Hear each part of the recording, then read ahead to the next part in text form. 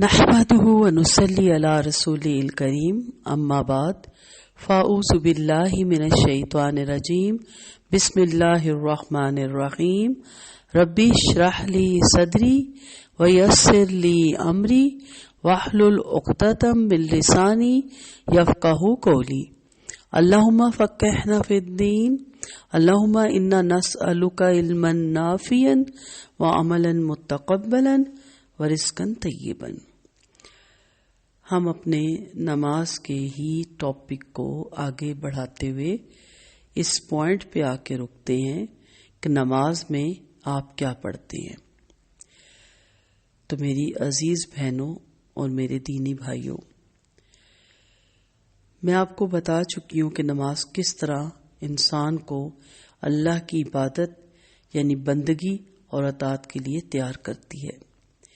یہ وہ ایکسرسائز کہہ لیں، ٹریننگ کہہ لیں، جس میں انسان اپنی تمام زندگی کو بندگی کے لیے اور غلامی کے لیے تیار کرتا ہے، اور یہ ٹریننگ آپ کو بہت مددگار ثابت ہوتی ہے اللہ تعالیٰ کی بندگی اور عبادت کے لیے۔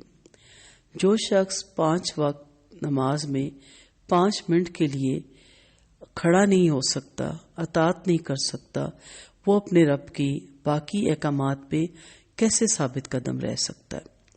نماز کو ہم نے ایک الگ سے کر کے رکھا ہوا زندگی سے کہ شاید سارا دن منمانی من چاہی زندگی گزارے، اور 5 وقت جب حیا علی الصلاح اور حیا علی الفلاح ہوا فوراً اٹھا، وضو کیا، نماز پڑھی، پھر اپنے انہی دنیاوی کاموں میں جو کہ لا یعنی بے مقصد اور اللہ کی ناراضگی والے کام ہیں ان میں جت گیا۔ ان کاموں کی بات نہیں کر رہی جو کہ ہماری ایک بشری اور فطری تقاضوں کے تحت ضروری ہیں، اور جس میں ہمارے حقوق العباد آ جاتے ہیں، ان کو ادا کرنا نہایت ضروری ہے، اور وہ بھی عبادت کے زمرے میں آتے ہیں اگر آپ سارا زندگی اپنے آپ کو اللہ کی بندگی اور غلامی میں دے دیں۔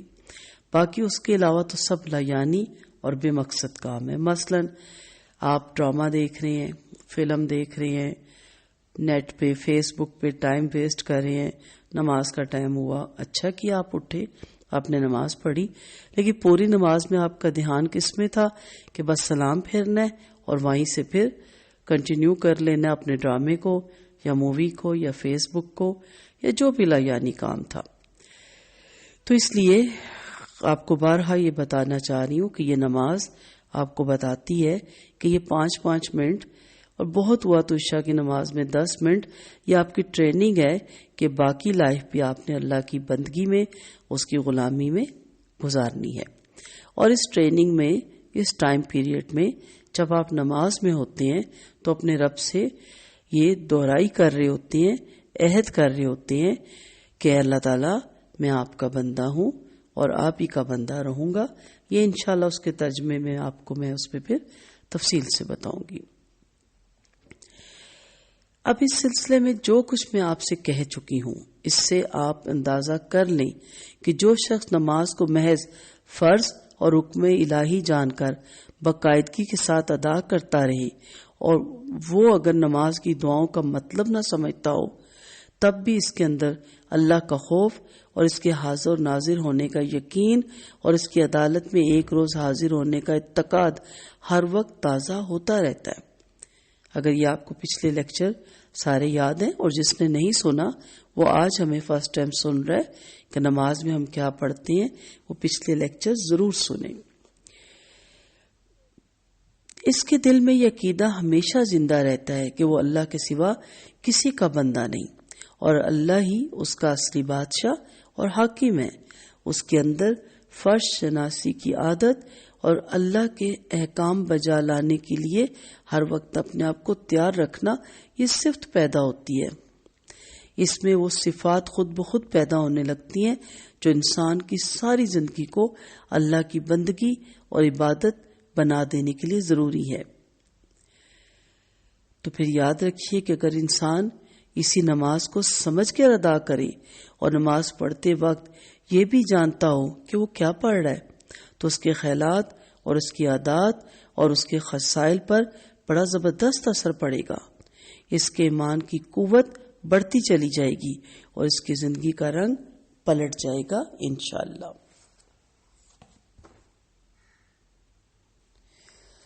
نماز کا ترجمہ، تفسیر، اس کی فرضیت، اس کو چھوڑنے کا عذاب، اس کو سیکھنے سے پہلے ہم یہ سیکھنا چاہتے ہیں کہ نماز ہم کیا پڑھتے ہیں.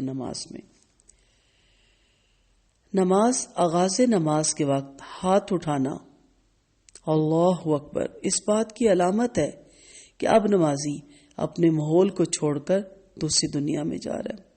اس نے اپنے ہاتھ کو کھڑا کر دیا، سب چھوڑ دیے، سب دنیاوی کام، سب دنیاوی جھمیلے، تمام سوچیں، سب کچھ چھوڑ دیا، سلنڈر کر دیا اپنے آپ کو.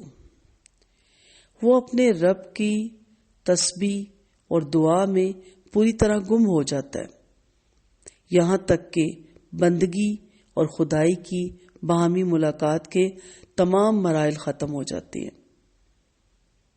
نماز میں بار بار جھکنا، میرے آقا مجھے حکم دے، آپ کے حکم کی تعمیل کروں گی میں، یہ اس چیز کی علامت ہوتا ہے. آپ جیسے کسی بادشاہ کے دربار میں جاتے ہوئے دیکھتے ہیں نا کہ کس طرح جھک جھک کے سلام کیا جاتا ہے، حکم بجا لایا جاتا ہے. اسی طرح وہ تو دنیا کے ایک حقیر سے آقا ہے، ختم ہو جانے والے. ہم اپنے رب کے سامنے 5 وقت نماز میں اور جتنی رکعتیں ہم پڑھتے ہیں ان میں دیکھیں ہر رکعت میں ہم رکوع میں جاتے ہیں اور جھک کے اس چیز کو بارہا یاد دہانی کرتے ہیں کہ اللہ آپ کے حکم کی ہم تعمیل کریں گے. سجدے میں ہم جا کے اپنی ناک زمین پہ رکھ دیتے ہیں.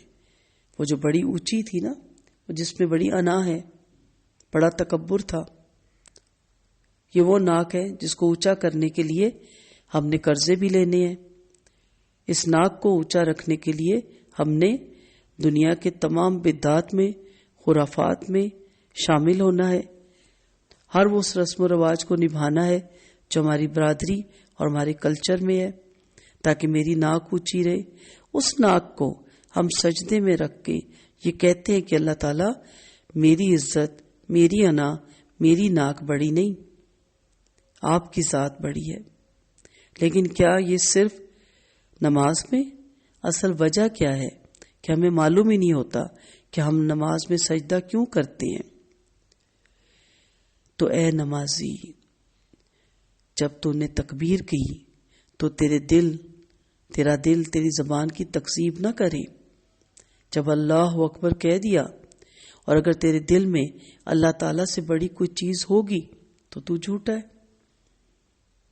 سجدے میں بھی ہم بڑھے، رکوع میں بھی ہم بڑھے. تو نماز اس طرح پڑھے کہ جیسے اس کے پڑھنے کا حق ہے.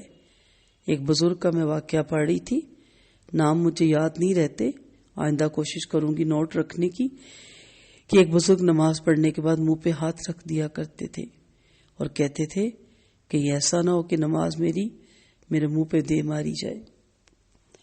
یاد رکھیے گا، سوچیے گا ضرور کہ ہمیں نماز میں جلدی کس چیز کی ہوتی ہے.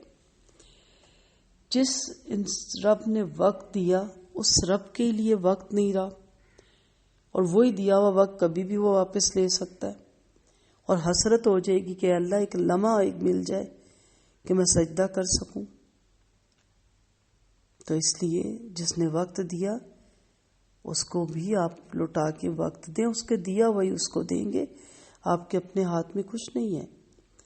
سو نماز کو جب ہم قائم کریں گے، سیکھیں گے، تو اس کی حدود اور شرائط بھی دیکھیں گے، ارکان اور صفات بھی دیکھیں گے، آداب بھی دیکھیں گے، صفات باطنہ بھی دیکھیں گے، یعنی خشوع خضوع، دلی توجہ پہ بھی دھیان دیں گے، اور اوقات کی پوری حفاظت کے کرنے کے بارے میں بھی ہم تفصیلی جاننے کی کوشش کریں گے انشاءاللہ تعالی. نماز اسلام کا بہت اہم رکن اور اللہ تعالیٰ سے تعلق قائم کرنے کا سب سے بڑا ذریعہ ہے. نبی کریم صلی اللہ علیہ وسلم نے نماز کو اپنی آنکھوں کی ٹھنڈک قرار دیا. سکون ملنا چاہیے نا اس سے پڑھنے کے بعد، اور اس میں اتنا دل لگنا چاہیے کہ جب اذان کا وقت ہو، نماز کا وقت ہو، کچھ یاد ہی نہ رہے، کیونکہ اپنے حقیقی مالک، اپنے حقیقی محبوب سے ملاقات کا وقت ہے نا.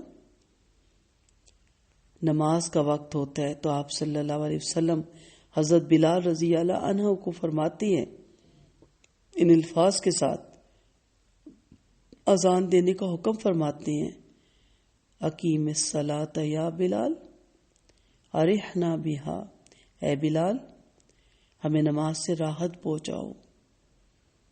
کیا وجہ کہ ہماری نماز راحت کا سبب نہیں؟ اس کی وجہ یہ ہے کہ ہم جانتے ہی نہیں. فجر سے زور، ظہر سے اثر، اثر سے مغرب اس کی نافرمانی کر کے اور پھر اس کے سامنے جھوٹ سچ بولتے ہیں، کیسے سکون ملے؟ ابو داؤد کی یہ روایت تھی. نماز کو رسول اکرم صلی اللہ علیہ وسلم نے جنت میں جانے کی ضمانت قرار دیا. حقوق اللہ میں جو سب سے پہلے ترازو میں رکھا جائے گا، جس کا سوال ہوگا، وہ نماز ہی ہے. اور حقوق العباد میں آپ جانتے ہیں اخلاق، حسن اخلاق جو ہمارا گروپ ہے وقولوا للناس، اس میں اسی لیے ہم اخلاق پہ توجہ دے رہے ہیں کہ خدا نہ خواستہ پہلے ہی نمبر پہ نمبر نہ کٹ جائے. ان دونوں چیزوں میں ہم پرفیکٹ ہوں. پرفیکٹ رب کی ذات ہے، کوشش تو ہماری ہونی چاہیے نا کہ ہمارے فل مارکس آئیں، نماز میں بھی اور اخلاق میں بھی. حضرت رابعہ بن کعب اسلمی رضی اللہ عنہ آپ صلی اللہ علیہ وسلم کی خدمت میں حاضر رہتے اور نبی کریم صلی اللہ علیہ وسلم کے لیے وضو کا پانی اور دوسری چیزیں لایا کرتے تھے. ایک مرتبہ آپ صلی اللہ علیہ وسلم نے خوش ہو کر فرمایا، رابعہ مانگو، کیا مانگتے ہو؟ حضرت رابعہ رضی اللہ عنہ نے عرض کیا، یا رسول اللہ صلی اللہ علیہ وسلم جنت میں آپ کی رفاقت چاہتا ہوں. آپ صلی اللہ علیہ وسلم نے فرمایا، تو پھر کثرت سجود سے میری مدد کرو. صحیح مسلم کی روایت ہے، یعنی تمہارے نامہ اعمال میں کثرت نماز میرے لیے سفارش کرنا آسان بنا دے گی. کہ اللہ تیرا بندہ تھا، تجھے سجدہ کرتا تھا، تجھے یاد کرتا تھا، تیری بندگی میں رہتا تھا. انسان ہے، کہیں کمی کوتاہی کر بیٹھا تو اسے معاف فرما. ایسا تو نہیں کہا کہ جاؤ میری سفارش تمہارے حق میں ہے، جاؤ میرا لڑ پکڑ لینا ہی کافی ہے، میری بیعت کر لینا ہی کافی ہے، میری خدمت ہی تمہیں جنت میں پہنچا دے گی. کہا نہیں، کثرت سے نمازیں پڑھو، سجود میں آگے بڑھو، پھر میں کوشش کروں گا کہ میں سفارش کروں. اللہ تعالیٰ نے قرآن پاک میں کامیاب لوگوں کی نشانی یہی بتائی کہ وہ لوگ نمازوں کی پابندی کرتے ہیں. المومنون 9 نمبر آیت ہے. ہم کیوں نہیں کامیاب ہو رہے؟ اور اگر یہ وقتی عارضی کامیابیاں نظر بھی آ رہی ہیں تو یہ بے سکونیوں کا سبب بن رہی ہیں. کیونکہ جب کامیابی کی طرف بلایا جاتا ہے بغیر کسی محنت کے، حیا علی الصلاۃ اور حیا علی الفلاح، تو ہم جو اصل کامیابی دینے والی ذات ہے اس کی طرف پلٹ کے بھی نہیں دیکھتے. ٹھیک ہے، ہم کہتے ہیں موت اور گاگ کا وقت کوئی وقت نہیں، کسی وقت بھی آ سکتی ہے. تو گاگ اس چکر میں ہم نمازیں چھوڑ دیتے ہیں کہ گاگ نے آنا ہے. آپ نماز پڑھیں، گاگ خود بخود ادھر چل کے آئیں گے. نماز کی برکتیں دیکھیں، کامیابی ہی کامیابی ہے. آپ نماز پڑھیں، آپ کی نسلیں نمازیں پڑھیں گی. نیز یہ کہ انہیں تجارت اور خرید و فروخت اللہ تعالیٰ کی یاد، اقامت نماز اور ادائے زکوٰۃ سے غافل نہیں کرتی. یہ سورۃ نور میں آپ آیت پڑھیں گے انشاءاللہ. آپ ضرور دنیا کا کاروبار کریں، کیونکہ محنت کرنے والا اللہ کا دوست ہوتا ہے. گھر کے بھی کام کاج خواتین اچھی طرح نپٹائیں، لیکن نماز کو وقت پہ اور تمام شرائط کے ساتھ. اتنا مشکل نہیں کہ آپ پریشان ہو جائیں کہ پتہ نہیں ہمیں اب کیا کیا کرنا ہے. سمجھیں آپ کہ ہم نے نماز میں کیا عہد کیا تھا اور اگلی نماز میں آپ جب کھڑے ہوں تو دیکھیں کیا میں وہ عہد نبھا کے کھڑا ہوا ہوں یا کھڑی ہوئی ہوں. اللہ تعالیٰ نے نماز کو اقامت دین کی تمام تر جد و جہد کا اصل قرار دیا ہے. ارشاد باری تعالیٰ ہے اگر ہم انہیں زمین میں اقتدار بخشے تو وہ نماز قائم کریں گے، زکوٰۃ ادا کریں گے، نیکی کا حکم دیں گے اور برائی سے منع کریں گے. ہمیں اقتدار ملتا ہے تو پھر آپ بتائیں کیا کیا کرتے ہیں ہم، کس قدر ہم غلط کاموں میں اپنے اقتدار کا استعمال کرتے ہیں. تو تکلیف، دکھ اور رنج کے وقت مومن کا یہی سب سے بڑا سہارا ہے.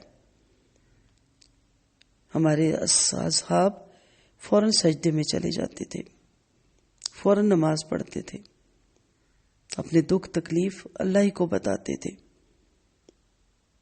اور یہی کہتے تھے کہ اے اللہ ہم نے آپ ہی سے مانگنا ہے، آپ ہی ہمیں سکون دیں گے. ارشاد باری تعالیٰ اے لوگو جو ایمان لائے ہو اللہ سے صبر اور نماز کے ساتھ مدد مانگو. سورۃ بقرہ کی آیت ہے. حضرت ابراہیم علیہ السلام اللہ تعالیٰ کے حکم پر اپنے اہل و عیال کو بیت الحرام کے پاس ویران جگہ لے گئے تو بارگاہ رب العزت میں دعا کی اے میرے رب مجھے اور میری اولاد کو نماز قائم کرنے والا بنا. ہمیں تو دکھ میں بھی نماز بھول جاتی ہے اور سکھ میں بھی. کتنا مشکل وہ مرحلہ تھا جب اپنی بیوی اور بچے کو صحرا میں چھوڑ کے آنا تھا اور واپس بھی نہیں جانا تھا کافی عرصے. اور وہ صحرا نہ پانی، نہ وہاں کوئی درخت، نہ کوئی پھل، چند کھجوریں ان کے حوالے کی اور ایک مشغیزہ پانی. اور کیا کہہ رہے ہیں میری اولاد کو نماز قائم کرنے والا بنا. حضرت اسماعیل علیہ السلام کے جن اوصاف کا ذکر قرآن مجید نے فرمایا ان میں سے ایک یہ بھی ہے کہ وہ اپنے گھر والوں کو نماز اور زکوٰۃ کا حکم دیتے تھے. سورۃ مریم کی آیت ہے. آپ صلی اللہ علیہ وسلم کو بھی اس بات کا حکم دیا گیا کہ اے محمد صلی اللہ علیہ وسلم اپنے اہل و عیال کو نماز کا حکم دو اور خود بھی اس کے پابند رہو. قرآن کریم سے ہدایت حاصل کرنے والے خوش نصیب لوگوں کی اللہ کریم نے جو نشانیاں بتائیں ان میں سے ایک نشانی یہ بھی ہے کہ وہ نماز قائم کرنے والے لوگ ہیں. نماز میں غفلت، کاہلی اور سستی سے کام لینے کو اللہ تعالیٰ نے منافقین کی نشانی بتایا. ارشاد باری تعالیٰ جب منافق نماز کے لیے اٹھتے ہیں تو کاہلی سے محض لوگوں کو دکھانے کے لیے اٹھتے ہیں. تو ہم نے لوگوں کو دکھانے کے لیے نمازیں نہیں پڑھنی، ہم نے رب کی رضا کے لیے اپنے عہد کو نبھانے کے لیے نماز پڑھنی ہے. سورۃ ماعون میں اللہ تعالیٰ نے ان نمازیوں کے لیے ہلاکت اور تباہی بتائی جو نماز کے معاملے میں غفلت اور بے پرواہی سے کام لیتے ہیں.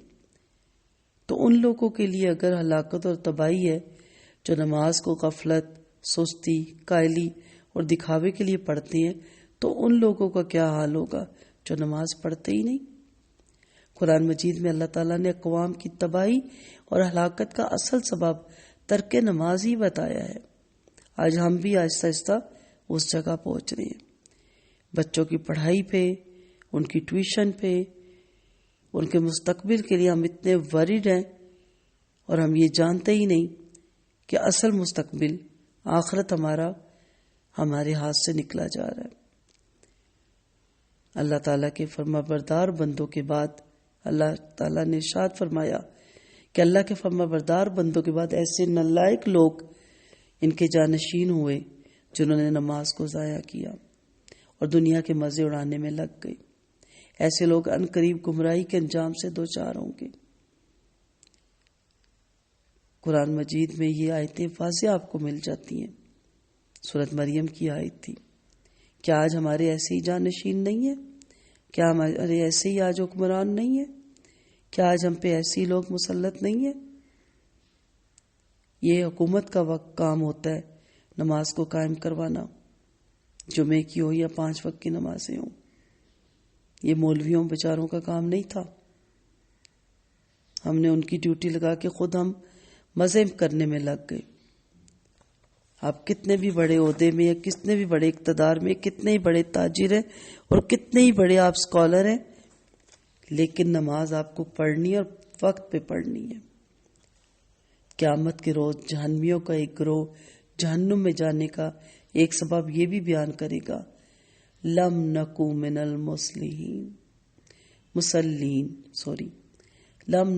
المصلین، ہم نماز نہیں پڑھتے تھے۔ سورۃ مدثر ہے، اس کی آیت پڑھی ہوں۔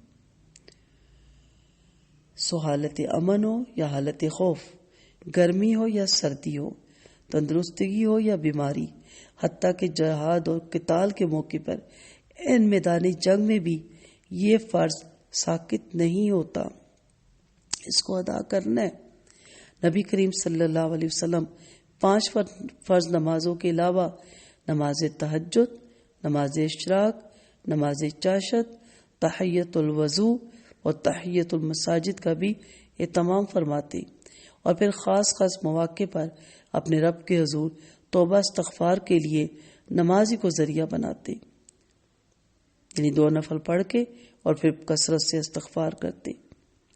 شکرانے کے لیے بھی 2 نفل پڑھ کے اس کے بعد شکر ادا کرتے۔ یہ نہیں کہا جا سکتا کہ شکرانے کے نفل ہیں یا توبہ کے نفل ہیں، نفل پڑھ کے اور پھر یہ کام کرتے۔